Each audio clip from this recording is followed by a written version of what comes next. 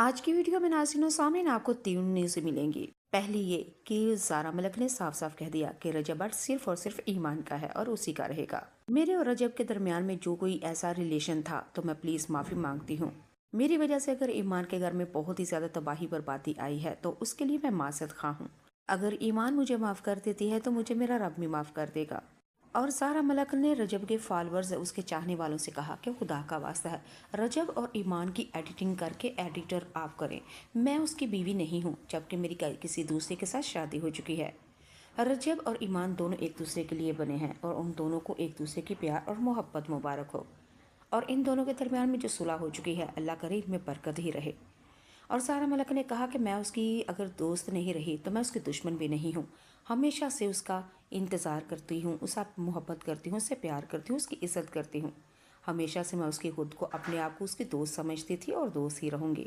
لیکن اب ہمارے دونوں کے درمیان میں ایسا کوئی بھی ریلیشن نہیں ہے۔ اور مجھے پوری امید ہے رجب بھٹ کے چاہنے والے وہ ایمان اور رجب کی تصاویریں ان کی ویڈیوز بنائیں گے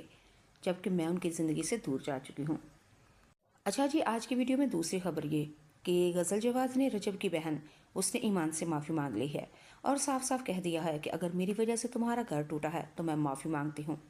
غزل جواز نے یہ بھی کہا کہ میں نے کوشش ہمیشہ یہی کی تھی کہ میں کبھی بھی کسی کے ساتھ زیادتی نہ کروں، کسی کا دل بھی میری وجہ سے نہ دکھے،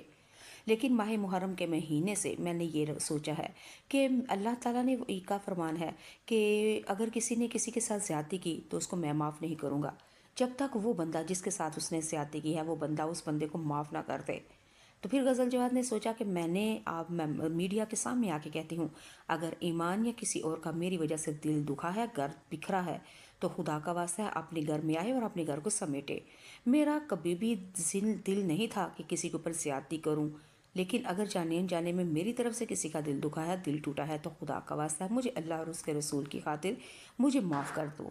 تو جی ناظرین و سامعین، غزل جواد نے بھی ایمان سے معافی مانگ لی ہے۔ اب یہاں پہ صاف صاف پتہ چل رہا ہے کہ تمام رستے بالکل سیدھے اور کلیئر ہو چکے ہیں اور ایمان رجب بٹ کے ساتھ صلح ہو چکی ہے، اور میرے خیال سے مجھے ایسا لگتا ہے کہ رجب بٹ ایمان اور کیوان کو لینے کے لیے کوئی وکھری سرپرائز کوئی ٹیم ہوگی، پارٹی ہوگی۔ رجب بٹ پتہ نہیں کس وقت کا، کس دن کا، کس گھڑی کا انتظار کر رہا ہے، لیکن جب بھی وہ گھڑی آئے گی کوئی خاص ہی گھڑی آئے گی، کیونکہ رجب بٹ آپ لوگوں کو پتہ ہے ایک یوٹیوبر ہے اور ہمیشہ کنٹینٹ کی تلاش میں ہی رہتا ہے، اور وہ کوئی ایسا کام کر رہا ہے، کوئی ایسا کام سوچ رہا ہے یا کرنا چاہ رہا ہے جس سے ایک دفعہ سوشل میڈیا ہل جائے اور ویوز کی بارش ہو جائے۔ اصل میں ان دونوں میاں بیوی کی صلح ہو چکی ہے، ایک دوسرے کے گھر میں آنا جانا بھی ہے۔